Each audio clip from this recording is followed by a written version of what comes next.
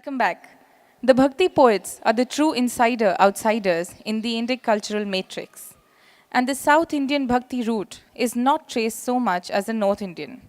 And hence, this session becomes another of the inclusive facets of the festival.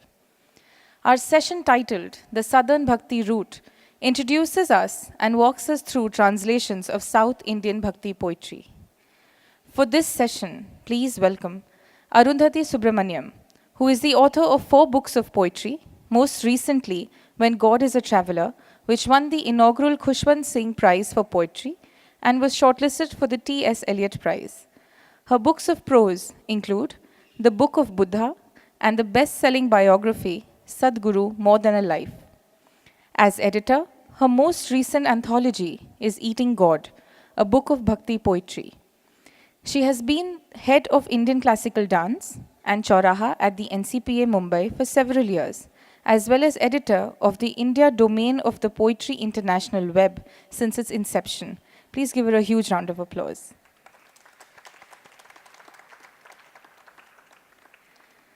Priya Sarukkai Chhabria is a poet, novelist, essayist, and translator. Awarded by the Indian government for outstanding contribution to literature, her work has been translated into 6 languages and published in anthologies and on websites. Her most recent book with Ravi Shankar, The Autobiography of a Goddess, is a translation of the 9th century Tamil mystic Aandal's songs. She also has a passion for miniature paintings and cinema and has collaborated with cinema artists and classical Indian dancers. She edits poetry at Sangam. Please give her a huge round of applause. H.A. Shiva Prakash is Professor of Theatre and Performance Studies at JNU. He is the author of 9 books of poems, 15 plays, and 3 critical works in Kannada. His plays have been performed and translated into several Indian languages and into English, French, Italian, Spanish, and German. He has won several awards for his plays and poetry, including the prestigious Rajyotsav Award from the Karnataka State, Sangeet Natak Academy Award, and the Sahitya Academy Award. His major publications in English include I Keep Vigil of Rudra, Traditional Indian Theatre, Autumn Ways, and Everyday Yogi. He is also the former editor of Indian Literature, the Journal of National Academy of Letters. Please join me in welcoming him. Good evening and welcome to this session. For us, this session is actually primarily an excuse to read poems. That's what we would ideally like to be doing. But I think we're also curious about each other's work. So what we are going to be talking about is really our respective explorations of Bhakti literature. And before I ask my fellow panelists to share their own entry points into their respective work, Shiva Prakash having done this very significant work of Kannada Vachana translation, and Priya having translated the 9th century woman mystic Aandal, I'd like to ask each of them to talk about their own entry points. But I just want to say that when we speak of Bhakti literature here, we are talking about the upsurge of devotional literature in multiple regional languages and dialects that happened somewhere between the 6th and the 8th centuries. That's when it started. And it began, in fact, seemingly in the south. It began in impassioned hymns to Shiva and Vishnu that we find in the work of the Nayanmar and the Alvar in Tamil. It later spread so that by the 17th and 18th centuries, it had actually permeated the furthest reaches of the subcontinent. And I also want to say, secondly, that when we speak of Bhakti here, Bhakti literature, we are not talking about a weak-kneed, reverential, hierarchical approach to the divine. That's not the kind of conversations these poets are having with God. These are poets who articulate tones as diverse as lust and rage, humor, perplexity. So there's a wide range of tones we implicate when we talk about Bhakti. It's not a monochromatic sentiment in any way. So I'm going to start by asking Shiva really to talk a little about his own entry point into this work of Veerashaiva poets in Kannada. Uh, when I was a student, I was very deeply impressed by A.K. Ramanan's translation of Kannada Vachanas, which made a big impact, not only in India, but also all over the world. I'm told uh, Westport, the poet translator, told me that when Philip Larkin read these poems, he was in a kind of trance for several months, when he read Ramanujan. And this work was translated into Spanish, and it was circulated in Latin America through many pirate editions. It became so immensely influential. So I enjoyed reading it when I was a student, but later when I myself started delving deep into Vachana texts, when I had to write a play on the Vachana movement of Karnataka, which was a very unfortunate play because it went into a big controversy which caused even a threat to my life and so on. Anyway, when I delved deep into these texts, I discovered that Ramanujan's translations, though they read very well in English, they were not able to capture the gist of what Bertolt Brecht calls the gist of Vachana texts. The basic problem I found was Vachana texts are intensely dialogic, whereas Ramanujan's translations are monologic. So my translation work started as a critique of Ramanujan's translation. I discussed this with Daniel Westport, with whom I attended a translation workshop. He said Ramanujan's translations have popularized these texts in the West. We now need more specialized translations. That's how I started, and I worked on the text for about 20 years or so, and then I took the help of many first language speakers, poets from UK and the US. Then I finalized the text, and this is how I entered into Vachanas. And later, it expanded into my engagement with the whole of Indian Bhakti movement. So when I came to JNU in 2001, I first introduced the course on text, context, and performance in Bhakti movements. And I was very bitterly attacked by the left student groups of JNU. They thought that I was trying to advance Murli Manohar Joshi's agenda, because then there was a BJP government and Murli Manohar Joshi was the HRD minister. But later this course became very popular. In the meantime, I discovered that the interest in Bhakti studies is increasing all over the world. So this is how I came into it, and after translating Vachanas, I also translated a little bit of Aandal, not as extensively as Priya, but I translated Aandal Tirupavai, and another great Tamil poet, Karekal Ammayar. And now I'm retiring in a couple of years, then I'll have more time. I want to translate more of Bhakti poetry, because what we have now translated is the first phase of Bhakti poetry.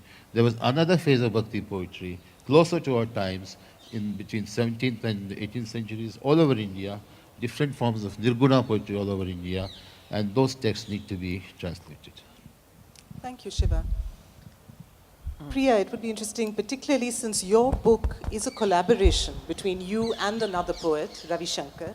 Both of them have chosen to translate the same poet, and in some cases the same poems. Right. What was the entry point? What were the triggers? What was the motivation?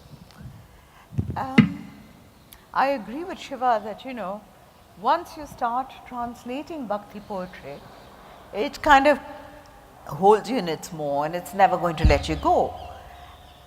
I grew up for some time in Chennai, and of course, Aandal was like the air in our lungs, always there. But when did I begin to want to translate her? This is a difficult question to answer, but I think it began oddly enough with, or rather significantly enough, with my mother's gardener's granddaughter's coming of age ceremony. Now this little girl called Poonkudi, flowering creeper, she had a coming of age ceremony at which time girls are dressed in their most glamorous, in their most beautiful outfits. So they dress up in, the traditional powder davani, they dress up as Bollywood starlets, they dress up as Japanese geishas, they dress up in jean pant, but they always dress up as Aandal. And I saw this picture of this young girl as Aandal, and I said, there she is, Aandal, this poet who we think, who was in the 9th century, still regarded almost like a teen icon of desire, of beauty, of an ache, a deep ache in everyone's heart. She is there. And what I did was try to find little photo nooks and corners, those little photo dukans, photo shops. And sure enough, always there were little girls dressed as Aandal. And I remember coming back and saying, Aandal is everywhere, I just have to translate her. Having said this, of course I was wildly excited, and then the first thing I did was start talking to poets, scholars of Sangam literature, which is 2 BCE to 2 CE, very long ago, way before Aandal, but Aandal was the one who followed those codes of Sangam literature in her work. And this again was a tremendous inspiration, no more than, it was like a lightning bolt. The way language could be used, the way form was used, the complexity of Sangam poetry, and what Aandal had done with it, just the sound of it, that was that made me go deeper into it. And then, of course, one has to visit the places. And I went to Srivilliputtur, which is the place where she's a foundling, where she was found. And in that temple town, I tried to hear Aandal, I tried to hear her very, very acutely, but I couldn't hear her at all because she was lost in that busy, noisy, commercial temple town. And I was heartbroken. And but then there was a forest sanctuary nearby called Meghamalai, Cloud Mountain Sanctuary. Can you hear me on this? Or should I change my mic? Okay. So it was called Cloud Mountain, and I said, I must go there. So we went to that sanctuary, and there, amidst that silence, where far off you could hear elephants trumpeting, I thought I'd gone back in time to the kind of geography, outer geography that Aandal lived in, and therefore also the inner geography, which these landscapes created besides her own bhakti. And during this process, I met Ravi one day in New York. We'd both known each other's work. We both admired each other's work. And I was talking about this. I'd read his Bhavyami adaptations. And when I told him about Aandal, he said, oh, could we work together? And it was as simple as that. Yes, we were going to work together, also because Ravi being a man, I was very excited and he was very excited of adopting the woman's voice, and therefore following the bhakti tradition of men adopting the female voice. That's the beginning of the journey. I think I should change to a hand mic. No, there's a boom, is there? I just want to say something also about Eating God, which is the title of this anthology of bhakti poetry that I've edited. For me, the book seemed to bring together two areas of preoccupation. One was poetry, which I love and which I'm engaged with. And the other is this entire sphere of the sacred, the spiritual, and whatever it means, the fact that in fact it has become such a loaded notion, particularly in the world in which we live. So it seemed to bring together these preoccupations. And we can talk about this later. In fact, a few things that Shiva says, I think, raised questions for all of us. It would be wonderful to throw this open to discussion. But I just want to say that for me, Eating God was always envisaged as a book of bhakti poetry from across the country, that is from the north to the south, from Laldet to Aandal, from Tukaram to Chandidas. And for me, the essential starting point was two figures that one finds recurrently in Bhakti poetry, the Bhakta and God. Both of them are deeply implicated because it is a poetry of such mutuality. So there is the Bhakta, who is this colorful figure on the Indian spiritual landscape, a woman or a man who is more God-possessed than God-fearing, a figure who is more inclined to express her own tempestuous inner life rather than a mere passive inheritor of received wisdom. This is someone who is not interested merely in second-hand knowledge. This is someone who demands first-hand experience. So there is a savagely personal, one-on-one, direct relationship with God that the Bhaktas assert. And they tell you that it's absolutely all right to be an unlicensed seeker of God. You do not need to be a card-carrying member of any sectarian group. At least at the best of times, the Bhakti poets tell you that.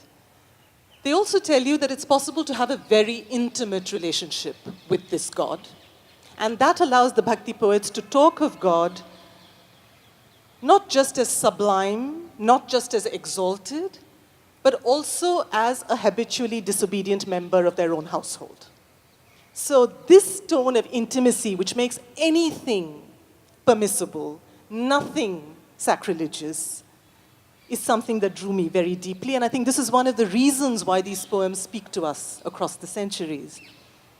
It also enabled the poets to write in their languages, the languages that they knew best, relationship with God that the Bhaktas assert. And they tell you that it's absolutely all right to be an unlicensed seeker of God. You do not need to be a card-carrying member of any sectarian group. At least at the best of times, the Bhakti poets tell you that. They also tell you that it's possible to have a very intimate relationship with this God. And that allows the Bhakti poets to talk of God not just as sublime, not just as exalted, but also as a habitually disobedient member of their own household.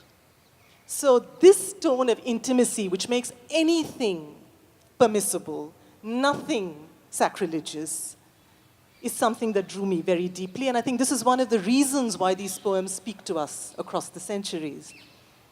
It also enabled the poets to write in their languages, the languages that they knew best, because it was a relationship of such intimacy. But there's also, apart from the fact that these were poets of all kinds of backgrounds, caste and class backgrounds, telling you that the only qualification to be a bhakta is to be human and to yearn.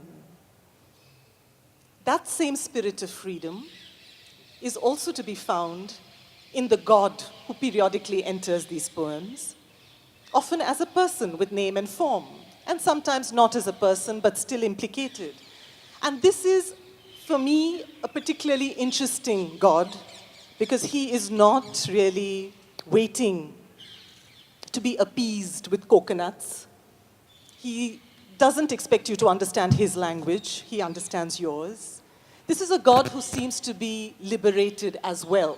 If the bhakta is liberated from social definition, the God here seems to be liberated from an isolated existence in scripture, no longer just incarcerated in some temple, no longer just swathed in doctrine. This is a God who's just waiting for an invitation into your heart. So it's a very endearing God who's most emphatically not a snob. I think this is what draws me to the poems, the fact that God here can be as domestic as he is cosmic, as intimate as he is infinite. I think the bottom line for me is really that these poems speak to me because they tell you that to ask for personal answers to ultimate questions is our birthright as human beings. I think this is the reason why, for me, these poems return and have sometimes derailed my life.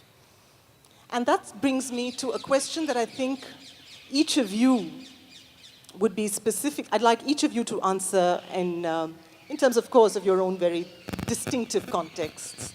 And that is the whole business of actually getting down to the artisanal workshop process of translation, which can pose its own challenges. In your case, there was this precursor of speaking of Shiva, which has virtually entered our bloodstream now in many ways. Was it about working against certain timbers? Was it actually about incorporating them? Can you tell us something about the challenges of translating these poets? Yeah. One of the problems I later discovered with Ramanujan's translations was that it was not doing justice to the infinite variety of Vachana writing. He had captured only some 3 or 4 major dialects of Vachanas. And this movement produced about 300 poets within a span of 30 years. Nowhere in the world has there been such a big, colossal literary efflorescence from all castes. And out of this 300, nearly 40 are from untouchable castes, and about 45 or so women from all castes. So it was a kind of collective expression. The emphasis in Ramanujan's approach was on foregrounding the individualistic aspects of Vachanas, and those were my hardcore Marxist days. So I wanted to underscore the collective dimension of Vachanas. And I was also interested not in these texts as individual poems, because Vachanas have come down to us through several anthologies, and the Vachana tradition created a very novel kind of anthologization when Vachanas themselves are organized in the form of question and answer, in a dialogic relationship with each other. So what Ramanujan does, he leaves out the addresses in many of the Vachanas, because this poetry is like somewhat like Sylvia Plath's poetry or Philip Larkin's poetry when they read English translation. That's not the spirit of Vachanas. So I wanted to get that into the translation. That was my major challenge. And was the fact, as you And the said, dramatic, not lyrical, but the dramatic. Variety of Vachanas. Yes. Certainly one of the things that struck me when I first read I Keep Vigil of Rudra is just the number of poets whom I had never been aware of, really. Just the vast number of poets. How many do you have in your book? How many have you included in your book? I've included about 40 poets. I'd love to include more. But unfortunately, in the tradition, the Vachanas written by upper caste poets have been preserved, in the textual tradition. But those written by untouchables, those texts are very vague and they've not been properly compiled. The poem by the cobbler, the ferryman, the burglar, the toddy tapper, all sorts of, there's quite a cast of characters, really, in this particular book. It was, I wanted to emphasize the artisan background of Vachanas. It was a movement of artisans. Priya, particularly this, did you both, I'm curious about the process, because 2 people working on the same poems, did you look at each other's work while it was in progress, or did you have this tacit understanding that you would only share the end product? How did it work? How collaborative was it? And what were the challenges?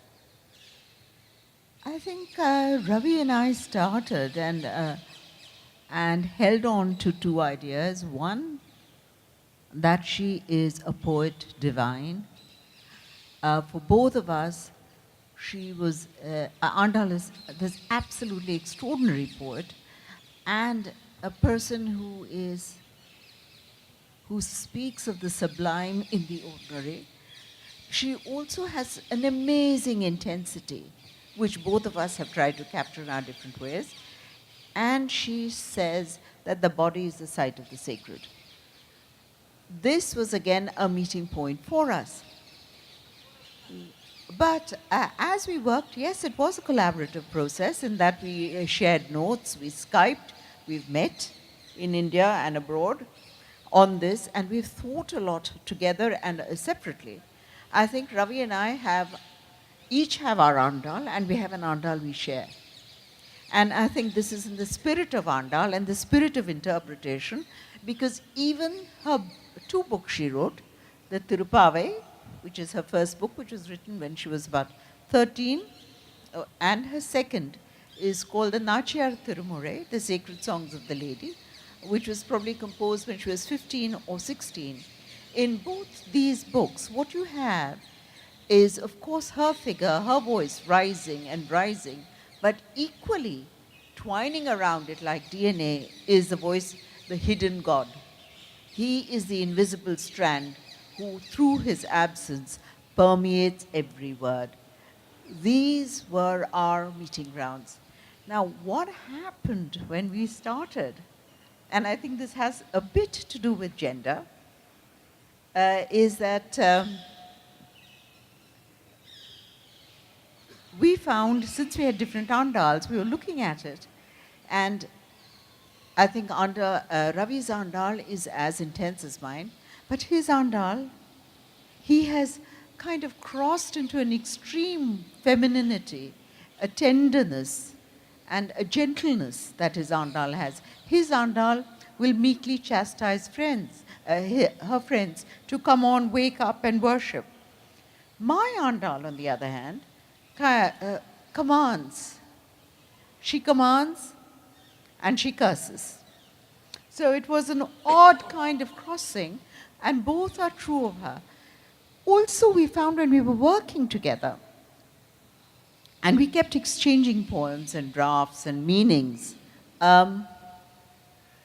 very oddly, for me, Ravi's Aandal started using words of Tamil. His translations, he would say Mail for my peacock, Malli for my jasmine. So while I started... You at this plant of sorrow, look all of you at my sowing it in the pariah street.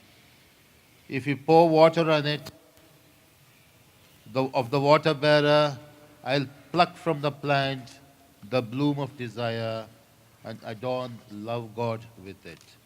O Siddhalinga, dear to Chikkaya, never, never. I'll just read one more. Again by Mulige Mahadevi.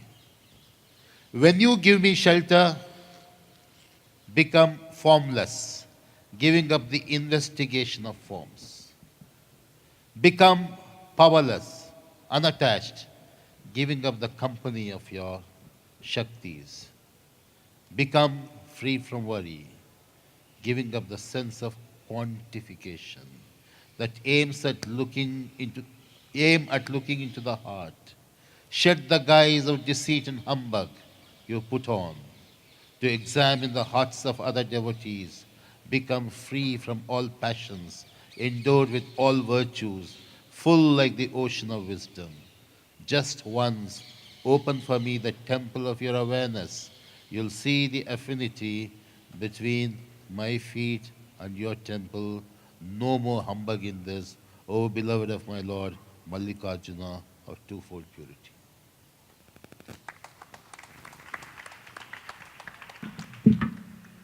Thank you. Priya? I'll begin with an extract from Ravi's poem, Ravi's translation of a poem to the Koel bird. This is from Aandal's second composition, Nachiyar Tirumurai, which is called the Sacred Songs of the Lady. O lithe Koel bird, living fulfilled with a beloved mate in a grove fragrant with the scent of fruit and petals, one pulse in synchronity with all being. Do me this favor and call my gem to me. My bones are immaterial, the lens of my eyes is unsheathed, insomniac, sunk in sorrow, even when I whirl around like arms of galaxies. Still, I do not see the boat called Vaikuntha.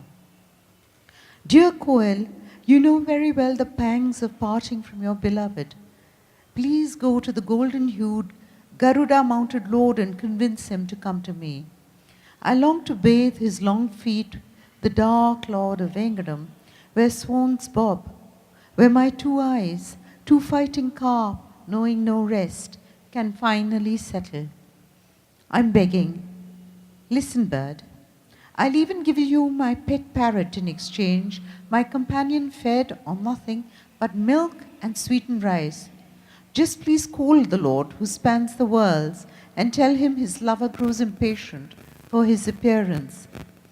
Rishikesha, rhapsodized even by the gods, enslaves me. I pine, I languish, I waste away. Fullness of breasts, veins, pink lips turnip. The pearls between them begin to jaundice while I wait.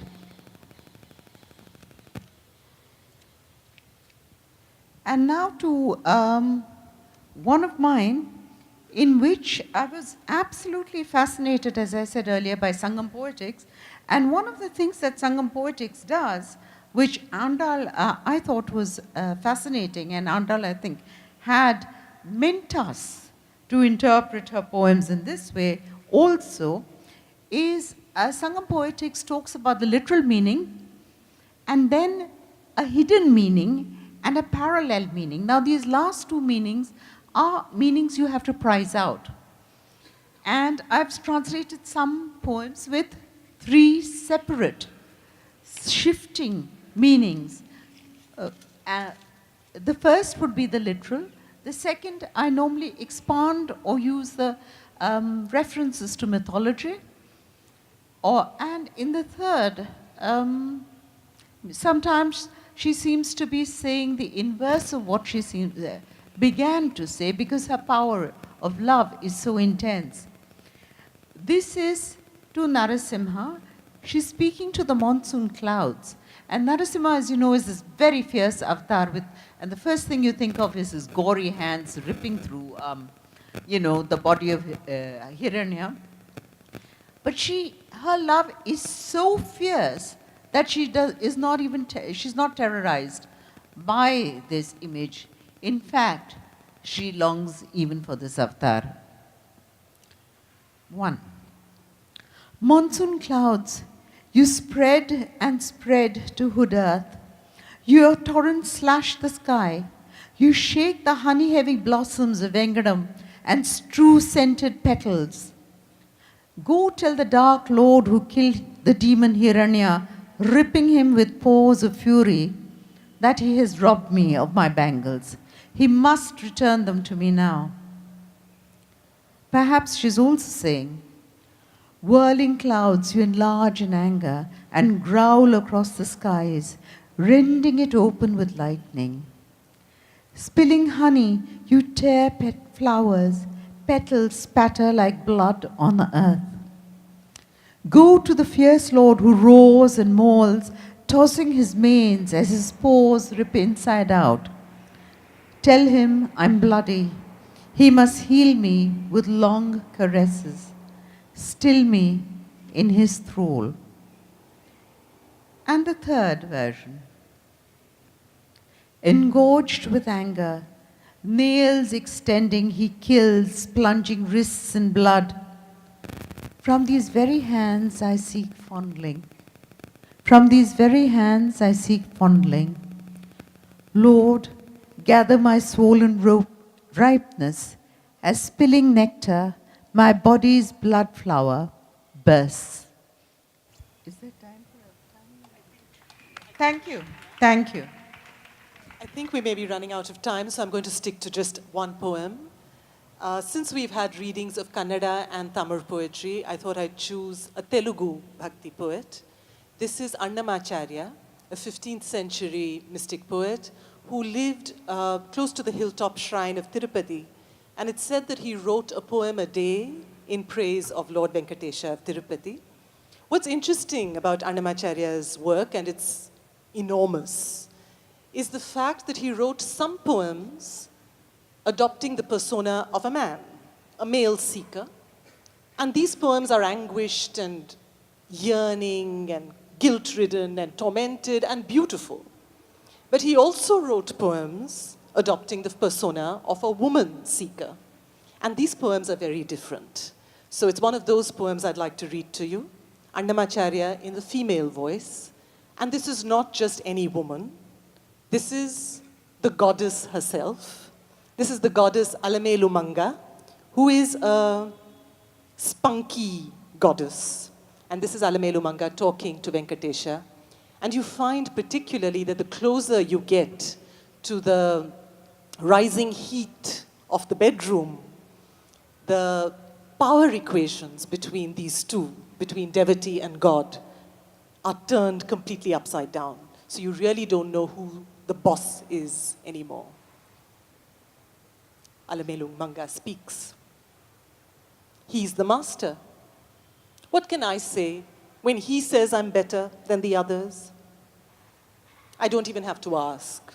He takes whatever I say as a command. Why should I brag? My husband is under my thumb. He's the master. Who am I to serve him when he takes joy in serving me? How can I tell you the 1,000 ways he's with me?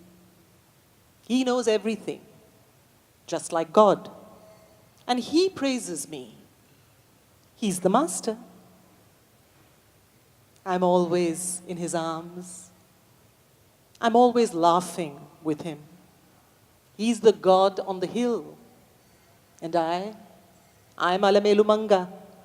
Do I have to make a statement? He's my slave. He's the master.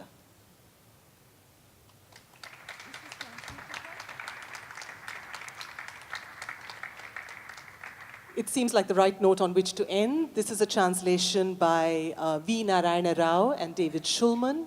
And I'd like to pause at this point because I realize we're running short of time. If there is anyone in the audience who would like to intervene, to share a comment or a question, this would be the right time for it. Though I do know that this session could go on at least half an hour longer. We don't have the time.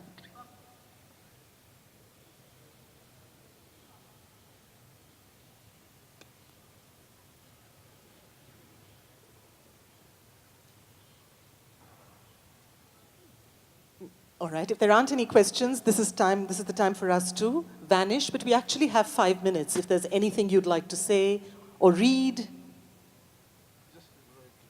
One poem each, would that be okay? Yes? Okay. Or should we be talking about things like what is the relevance? Let's read poems. Okay, yes.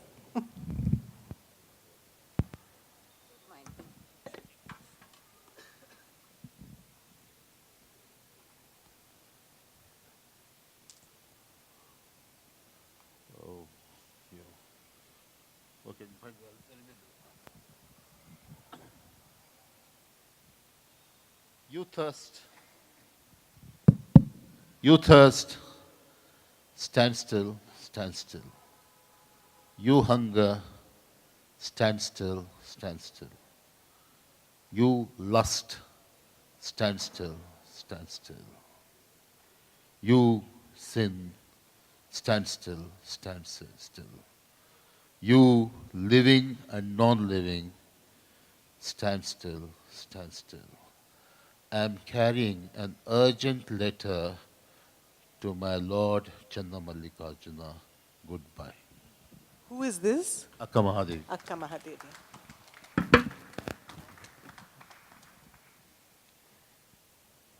I'll read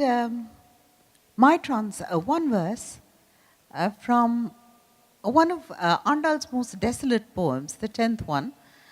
And, but I do want to say that though she seems desolate and angry, she's at the end, In the final poem, she is calm because they say that she has finally found her beloved, Antaryami, within herself, and this is her becalmed state.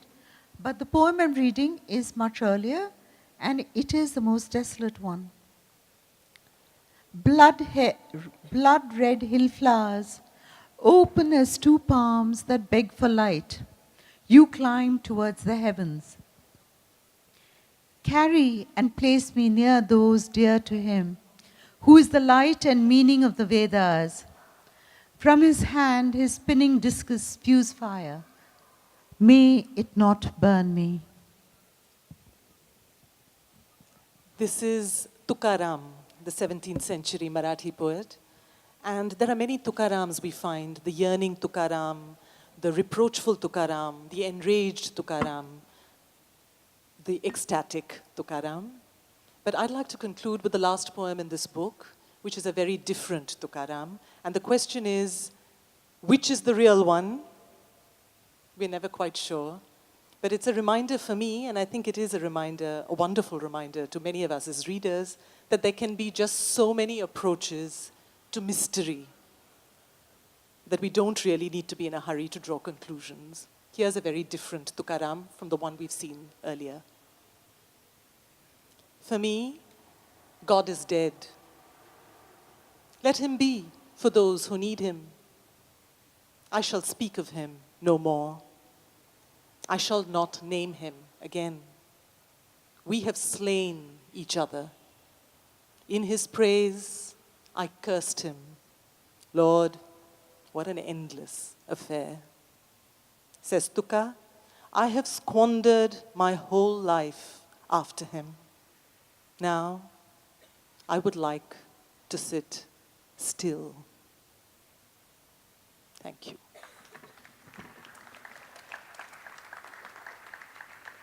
Thank you all. Yeah. Thank you for being here, and the books, or at least Priya's book, I think, is available. Do feel free to buy your copies and get it autographed. Thank you so much for this session.